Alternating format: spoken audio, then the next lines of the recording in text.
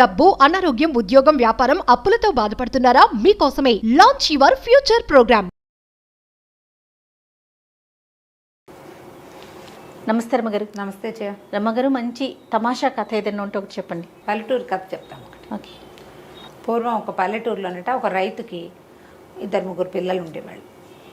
అయితే వాళ్ళలో ఆఖరి వాడి పేరు సోములు. అయితే ఈ సోములు ఏంటంటే వీడు చాలా తెలివైనవాడు, ధైర్య సాహసాలు ఉన్నవాడు. కానీ వాడు తన తెలివిని తన సాహసాన్ని ఎప్పుడూ ప్రదర్శించేవాడు కాదు. నిండుకుండా వీడి సంగతి ఎవరికీ తెలియదు అనేవాళ్ళు. అయితే ఓసారి వాళ్ళ పొలంలో నాట్లేస్తుంటే వాళ్ళ నాన్న ఇంటి నుంచి అన్నం తెమ్మన్నాడు. అంటే మన పొలంలో నాట్లేస్తే ఫ్రెండ్స్ 5-6 మంది కలిసి వేశారనుకో, వీళ్ళందరికీ అన్నం పెట్టే పూచి మందనమాట. అదే మన వైపు కంటే ఇది కొంచెము ఈ తిరుపతి చుట్టుపక్కల ఊళ్ళల్లో బాగా కనపడుతుంది. ఆ వైపు చిత్తూరు ఆ ప్రాంతాల్లో ఏంటంటే ఒకళ్ళకొకళ్ళు సాయాలు వెళ్తాం అన్నమాట. ఒకళ్ళకొకళ్ళు సాయం వెళ్తారు. మీ పొలంలో ఇవాళ పని చేస్తాం, మా పొలంలో రేపు పని చేస్తాం. ఎవరి పొలంలో పని చేస్తున్నారో వాళ్ళు ఆ పూటకి సంకటేయటం. ఓకే. అది బాగా కనిపిస్తుంది. ఆ కథల్లో కూడా భలే కనిపిస్తాయి. ఆయన పేరు నామిని సుబ్రహ్మణ్యం నాయుడు గారి కథల్లో బాగా కనిపిస్తాయి. ఈ కుర్రాడు ఏం చేశాడు, అంబలు గాయించుకుని వాళ్ళ అమ్మతోటి అంబలి దుత్త పుచ్చుకొస్తుంటే పొలంలో ఏదో చిన్న చెట్టు వేరు కాలికి తగులుకుని ముందుకు పడ్డాడు. పడేసరికల్లా మా అంబలి దుత్త పగిలిపోయింది. వాళ్ళ నాన్న చెడదిట్టాడు. మని నిండుకుండా అంటే కుండ పగలేసావు నువ్వు, పనికి మాలిన వాడివి, ఓ మాట లేదు, మంతి లేదు, ఓ ఇది లేదు, అది లేదు, నీకేముందో నీకే తెలీదు అని తెగదిట్టి పో ఇంట్లో నుంచి, నీ బతుకు నువ్వు బతుకు, ఇక నేను పోషించలేను. బంగారం అంటే కుండ పగలగొట్టావు, కుండెడు అంబలు పగలగొట్టేసావు, పడబోసేసావు, ఇప్పుడు మళ్ళీ చేయించాలని తిట్టాడు. తిట్టేసరికల్లా సోములు అన్నాడు, ఇన్ని మాటలు పడి నేను మాత్రం ఎందుకుంటాను నాన్న, నాకు ఒక మంచిది ఇనప గద, ఉక్కు గద చేయించి ఇవ్వు, అది ఇవ్వు చాలు, నా బతుకు నేను బతుకుతా, నీ జోలికి నేను రానన్నాడు. వాళ్ళ నాన్న ఏం చేశాడు, ఒక ఆరమణుగుతోటి ఇనుముతోటి ఒక గజ్జ చేయించాడు. వీడు దాన్ని పళక్కమని విరిచేశాడు. ఇది గట్టిగా లేదు, ఇంకా గట్టిది కావాలన్నాడు. ఒక మణుగు పెట్టి చేయించాడు. ఆ మణుగుది విరిచేశాడు, ఉంచేశాడు దాన్ని. తర్వాత 2 మణుగులు పెట్టి మంచి ఉక్కు గద ఒకటి చేయించి ఇస్తే ఆ గదని వీడు గట్టిగా నొక్కితే వంకర పోయింది, కానీ పర్వాలేదులే, ఇది పనికొస్తుంది, ఇది వాడుకుంటాను నేను అన్నాడు. ఆ గదని చేత్తో పుచ్చుకొని తన దారిని తను పోయాడు. ఆ కాలంలో పిల్లల్ని ఇట్లా వదిలిపెట్టేసేవాళ్ళు. వాడు బతుకుతాడు, ఫలానా వాళ్ళ అబ్బాయి నేను చెప్తాడు, తర్వాత ఎప్పుడు వచ్చి కనపడతాడు నాన్నకి. ఈ 25 ఏళ్ళు వచ్చినా మనమే వెనకాల పడి అమ్మా నాన్న అన్నం చూసి చిక్కుడుకాయ కూర ఇష్టం, వంకాయ వేపుడు ఇష్టం అంటా లేవు పాతకాలంలో. నాకు తెలిసిన కాలంలో కూడా పిల్లల్ని పనిలో పెట్టి వదిలేసేవాళ్ళు, ఊరికే మంచి చెడ్డ కనుక్కునేవాళ్ళు, కాచి కాపాడ్డా లేవు అసలు. అయితే ఈ పిల్లాడు వెళ్ళిపోయాడు, సోములు వెళ్ళిపోయి ఆ ఊరు రాజుగారి దగ్గరికి పోయాడు. అయ్యా ఏదైనా పని ఇవ్వండి అంటే ఆయన ఏం పని చేస్తామన్నాడు. నాకు గొడ్లు కాయటం ఒకటే వచ్చండి, పశువులు కాస్తా, మా ఊళ్ళో ఆవుల్ని నేనే కాసేవాడిని అన్నాడు. అంటే ఆయన అన్నాడు, సరే మన దగ్గర బ్రహ్మాండమైన ఆవుల మంది ఉంది, ఏం జీతం కావాలో చెప్పు అన్నాడు. 2 పూట్ల అన్నం పెట్టి ఏడాదికి ఒక 100 రూపాయలు ఇవ్వండి అని అడిగాడు. ఆయన అన్నాడు, జీతం ఎక్కువే అడిగావు, అయినా సరే ఇస్తా, ఆవులు మాయం కాకుండా చూసుకోవాలి నువ్వు, ఒక ఆవు మాయమైనా కుదరదు అన్నాడు. అంటే ఆవులు మాయమయ్యే లక్షణం ఉంది వీళ్ళ దగ్గర. సరే వీడిని పెట్టుకున్నాడు. వీడేం చేశాడు, తన ముక్కు కదా భుజాన్ని వేసుకుని పొద్దున్నే శుభ్రంగా ఇక్కడ వీళ్ళు పెట్టిన సద్దన్నదిని ఆవుల మందని తోలుకుని మైదానం పైకి తీసుకెళ్తే కొడ్లది బాగున్నాయి రాజుగారి దగ్గర, మంచి మైదానం అంతా పచ్చిగా, రాజుగారి ఆవులు కాబట్టి ఎవరు అడ్డం పడేది లేదు. మధ్యాహ్నం అయ్యేసరికి భోంతరాళాలు దదరిల్లేలాగా ఒక పెద్ద రాక్షసుడు ఒకడు వచ్చాడు. అయ్యో. ఇవి వచ్చి ఎవడు రావాడు అని అరిచేసరికి వీడు కంగారు పడి వీడు ఏమన్నాడు, ఎందుకన్నా అట్లా గరుస్తున్నావు, చెవులు పగిలిపోయేలాగున్నాయి, నీకేం కావాలి చెప్పు అన్నాడు. నాకు ఏదైనా కావాలన్నాడు. ఎందుకు, ఒక మంచి ఆవు ఏదైనా కావాలా, తీసుకుంటావా ఆవుని, తీసుకుపో, అరుపెందుకు దానికి అంటే సరేనన్నాడు. సరేనని ఏం చేశాడు, ఈ మొత్తం ఉన్న ఆవుల్లో ఒక బ్రహ్మాండంగా బాగా కండపట్టి ఉన్న ఆవును ఒకదాన్ని పట్టుకుని అడవి తీగలు తెచ్చి దాన్ని తిరగేసి కింద పడేసేసి కాళ్ళు కట్టేశాడు. ఓకే. రాక్షసుడు కట్టేసి, అరే కుర్రాడు ఇట్రారా, దీన్ని ఎత్తి నా భుజం మీద పెట్టన్నాడు. అనేసరికల్లా కుర్రాడు అన్నాడు, అట్టేట ఎత్తుతానన్నా, అట్లా ఎత్తలేను, నువ్వు ఓ పంచి ఈ 2 కాళ్ళకి మధ్యలో తలదూర్చు, తాళ్ళేసి కట్టేసావు కదా, తలదూర్చు, నేను మోపు చేసి పైకి లేవదీస్తా అన్నాడు. అనేసరికల్లా వీడేం చేశాడు, కాళ్ళకి 2టికి తాళ్ళు కట్టి వాటి మధ్యలో ఒక కర్ర పెట్టాడు. దాని మధ్యలోకి తల దూరిస్తే వీటితో లేవదీస్తాడన్నమాట. అదేలేండి. ఇది కొంచెం పాతకాలపు పద్ధతులు తెలిసిన వాళ్ళకి అర్థమవుతుంది ఎట్లా లేవదీస్తాడు అని. వీడేం చేశాడు, రాక్షసుడు ఇట్లా వంగి ఆ కర్రకిను ఆవుకి మధ్యలోకి ఇట్లా తలదూర్చంగానే మనవాడు ఏం చేశాడు, ఆ వంచుతూ ఉండగానే ఉక్కు కాదు ఉందిగా వీడి దగ్గర పెట్టి పడేయాలి మన తలకాయ పగలు కొట్టేస్తాడు. వాడు వంగాడు, చేతులు అవి ఏమి వాడు స్వాధీనంలో ఉండవు. మనుషులు వంగినప్పుడు ఎట్లా స్వాధీనంలో ఉంటుంది? అవును అవును. అక్కడి నుంచి తలకాయ కొట్టేసి పటా నడ్డి మీద దెబ్బలు కొట్టేసాడు. కొట్టేసరికల్లా ఆవు మీదకి వేయించి పక్కకు పడిపోయాడు. మెడ విరిగిపోయి చచ్చిపోయాడు రాక్షసుడు. వీడేం చేశాడు, ముందు ఆవు కట్లోడు తీసేసి దాన్ని సరిచి భయం తీర్చి దాన్ని వదిలేశాడు. అక్కడి నుంచి ఈ రాక్షసుడి మెడ అక్కడ వీడికి చిన్న చిన్న కత్తులు లాంటి సాధనాలు ఉన్నాయి. ఈ ఆవులతో పాటు వెళ్ళేటప్పుడు పులులు వస్తే ఉంటాయని చిన్నవి ఇచ్చారు అక్కడ వాళ్ళు, చిన్న సంచి లాంటిది.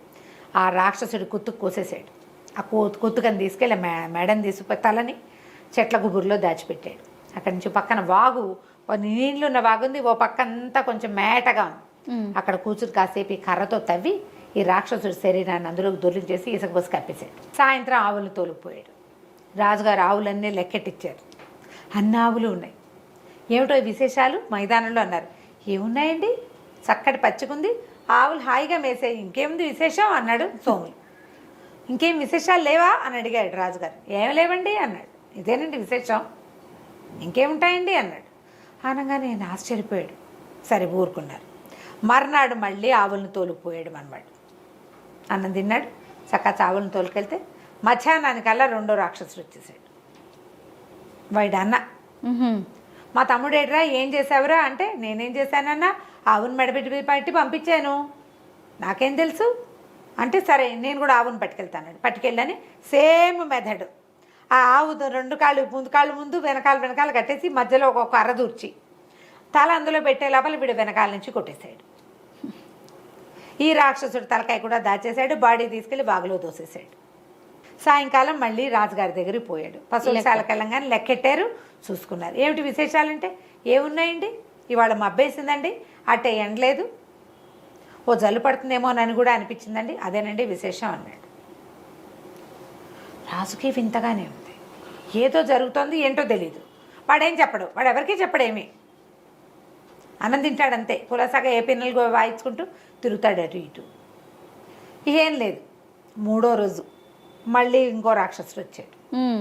తుంపదగా ఇంతమంది వస్తున్నారని వాడిని కూడా ఇదే శాస్తి పట్టించాడు మనవాడు. ఓకే, వాళ్ళు తెలివి గల వాళ్ళు కాదు, బలం ఉన్న వాళ్ళు అంతే.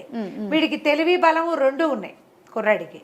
సాయంకాలం ఇంటికి వెళ్ళగానే రాజుగారు అడిగితే ఏమన్నాడు, ఒక ఆవు ఈయన ఒప్పుగా వద్దండి, రేపు ఇంతుందేమో చూద్దారండి, దాన్ని తీసుకెళ్ళొద్దండి, కట్టేస్తానండి, అదేనండి విశేషం అన్నాడు. నాలుగో రోజు ఒక ముసిలి రాక్షసి వచ్చింది వీళ్ళ దగ్గరికి, ఈ కుర్రాడి దగ్గరికి. ఏర్రా నా ముగ్గురు కొడుకులు ఏమైపోయారా, కనపట్టలేదు, నువ్వే ఏదో చేసావు వాళ్ళని అనేసి మీద పడింది. అది బక్కగా ఉంది, కానీ రాక్షసి పళ్ళు గిళ్ళు భయంకరంగా ఉన్నాయి, మిడిగుడ్లు. అక్కడి నుంచి మనవాడు ఏం చేశాడు, ఆ మీద పడింది అన్నదిటా మీద పడుతుంటే పక్కకి తప్పుకుని కింద పడేలాగా చేశాడు. తన ఉక్కు గద పెట్టి ఆ మూసలు దాన్ని కాళ్ళు విరగొట్టేశాడు. అది లబో దిబోమని ఏడ్చింది. ఒరే నాయన, కాళ్ళు విరిగి నేనేం చేస్తాను రా, ఇక్కడ పడి ఉంటా మైదానంలో, డేగలు గ్రాబందులు పీక్కుతుంటే చంపేయరా, నన్ను చంపేయరా అంటే, నేను చంపేను, అసలు మీరేం చేస్తున్నారు ఇంతకాలంగా, ముగ్గురు వచ్చారు, నువ్వు నాలుగో దానివి అంటే, అదేమంది, ఒరే మేము ఆవులను పట్టుకెళ్ళిపోయి తినేస్తాను రా, మా దగ్గర బోల్డ్ అంత డబ్బు ఉంది, రోజుకు ఒక ఆవు కావాలి మా నలుగురికి, మైదానంలోకి ఏ గొడ్డు వస్తే ఆ గొడ్ల నుంచి ఒక మందల నుంచి ఒక దాన్ని పట్టుకెళ్ళిపోతాము, రాజుగారు ఎంతమందినో మార్చాడు కానీ మేము గొడ్లను పడి, వీళ్ళు కాకపోతే ఇంకోళ్ళు వస్తారు, మా గుంపులోంచి తీసుకెళ్ళడం సులువు, ఒక్క ఆవు అయితే దాని వెనకాల పడాలి, అవును, పైగా ఆజ వచ్చేస్తుంది అని చెప్పింది. చెప్పేసరికల్లా సరే ఏమంది, కాళ్ళు వేరు కొట్టేసావు, నన్ను చంపేయి అంటే, ఊరికే ఎందుకు చంపుతాను నేను అన్నాడు. వాళ్ళు నన్ను చంపుతారని భయంతో చంపేశాను వాళ్ళని, నువ్వు నన్నేం చేయలేవు, ముసలిదానివి, నీ కాళ్ళేమో విరిగిపోయినాయి అనగానే, బాబు నీ పుణ్యం ఉంటుంది, ఇలా ముందుకెళ్ళు, అక్కడ పెద్ద గుహ ఉంది, గుహ తలుపు తీసుకుని లోపలికి వెళ్తే ఓ పెట్టె నిండా బంగారం, ఓ పెట్టె నిండా వెండి ఉందిరా, కావాలంటే అవి తెచ్చుకో, ఇంకా అక్కడ ఎవ్వరు లేరు, మేము నలుగురం అయిపోయాం కదా, నన్ను చంపేయి అంటే ఆ ముసలిదాన్ని కూడా కుత్తు కోసేసి దాచేసాడు. ముసలమ్మని బాడీ ఏమో వాగులోకి తోసేసి మట్టి పోసేసాడు, తలకాయని తీసిపోయి ఆ చెట్ల బుర్రలో దాచేశాడు. 4 తలలు ఉన్నాయి అక్కడ. వీడేం చేశాడు, వెండి బంగారం పోయి 2 పెట్టెల్లో ఉన్న వెండి బంగారం తెచ్చుకున్నాడు. ఇట్లా వెండి బంగారం తెచ్చుకున్నవాడు ఎవరికి చెప్పకుండా ఉంటాడా, ఎవరో ఒకళ్ళకి చెప్పేయాలి, చచ్చిపోతారు లేకపోతే. అవునవును, వాడు ఎవరితోటి మాట్లాడలే, చెప్పలా. 5-6 రోజుల తర్వాత వీడు ఒక రోజు ఆవుల్ని తోలుకుని ఇంటికి వెళ్ళేసరికల్లా రాజుగారికి కనపడడానికి వెళ్ళాడు. కనపడడానికి వెళ్తే ఎవరు రాజుగారి దేవుడిలో వాకిట్లో ఆయన లేడు. సాయంత్రం ఆవులు వచ్చే వేళకి ఆయన నుంచునేవాడు. వాళ్ళు లేడు. లోపల నుంచి ఏడుపులు పెడబబ్బులు వినిపిస్తున్నాయి. పరిగెత్తుకుంటూ లోపలికి వెళ్ళాడు. ఏమైందండి అంటే ఒకడు 3 కన్నుల రాక్షసుడు ఇంకోడు ఉన్నట్టు ఆ ఊరికి రెండో వైపు. ఓహో. వాడు రాజకుమారిని ఎత్తుకుపోయాడు. వాడు ఏం చెప్పాడు, మీ వంటవాడికి ఇచ్చి రాజకుమారిని పంపించు, లేకపోతే నేను ఈ మొత్తం ఊరి మీద పడి విరుచుకు తింటానన్నాడు. ఇక ఏమీ చేయలేక ఇచ్చి పంపించాం. వంటవాడు రాజకుమారి పోయారు. వాడి వెనకాల పడి వంటవాడిని ఎందుకు పంపమన్నాడో తెలియదు. వండించుకోవడానికి ఏమో మరి బహుశా రాజకుమారినే వండిస్తాడా ఏం వండిస్తాడో తెలియదు. అక్కడి నుంచి కుర్రాడు అన్నాడు, సరేలే నేను చూస్తానని ఓ పక్క నుంచి బయలుదేరాడు. ఎక్కడున్నాడు, 3 కన్నుల రాక్షసుడు ఒకడున్నాడు. ఓకే, వాడిని పట్టుకోవటానికి వాడి కోసం అని ఉత్తరం వైపు గుహల వైపుకు వెళ్ళాడు. వెళ్ళేసరికి అలా బాగా వెళ్తే ఒక పెద్ద గుహ ఉంది.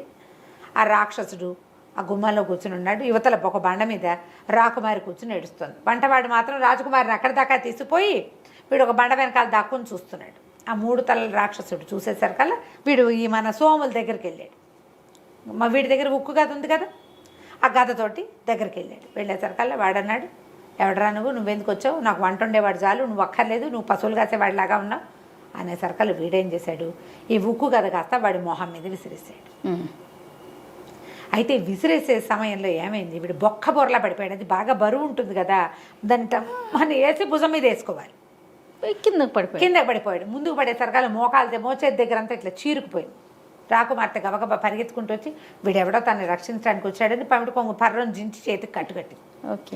ఈ మొహానికి దెబ్బ తగిలేసరికల్లా రాక్షసుడు కాస్త ఢామని వెలకిలబడ్డాడు. మొహాన్ని తగిలేసింది, ఇట్లా పడిపోయాడు.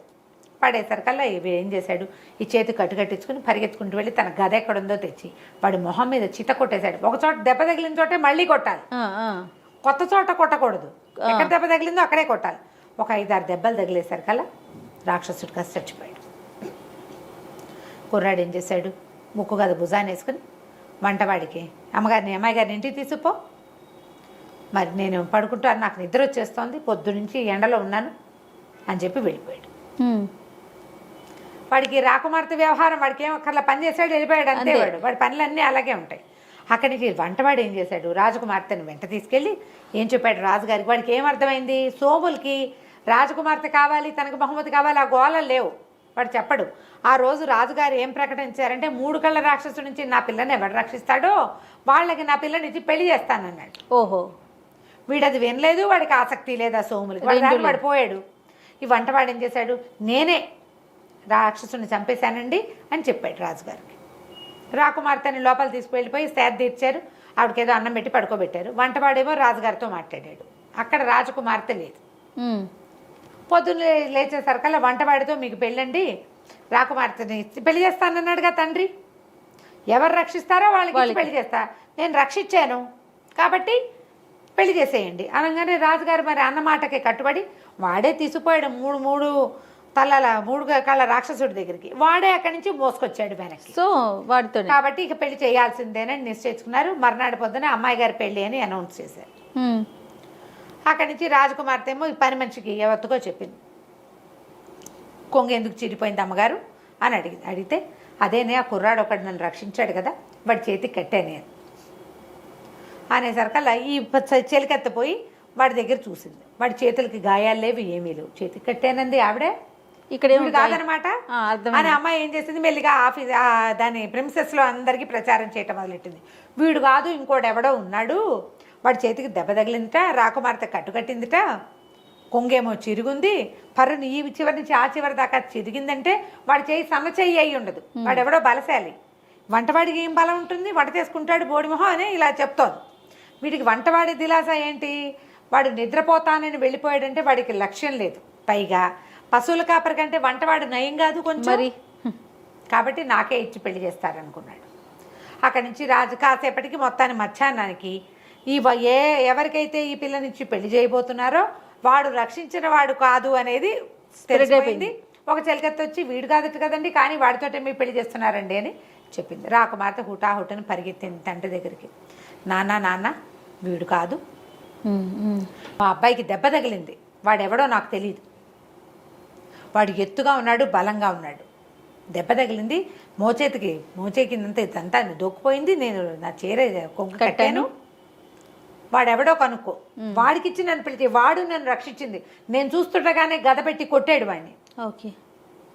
వీడు ఊరికే నన్ను తీసుకొచ్చాడు నాన్న, తెచ్చిన వాడికి ఇచ్చి పెళ్లి చేస్తానని కాదు కదా నువ్వు చెప్పింది. వాడేమంటాడు, వాడు నేను తీసుకొచ్చా కదా అంటాడు. తీసుకొచ్చిన వాడు కాదు, రాక్షసుడిని ఎవడు చంపాడో వాడికి ఇచ్చి కాపాడినవాడు అనేసరికల్లా అప్పుడు అసలు ఎవరు ఈ దారిన వెళ్ళారు అని వాడిని ఎంత అడిగినా వంటవాడు చెప్పలేదు. నేనేనంటాడు.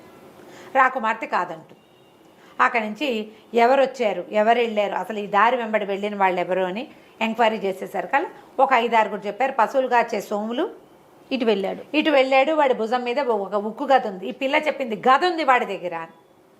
అక్కడి నుంచి ఈయన కబురు చేశాడు. కబురు చేసి ఆ సోములు వచ్చాడు.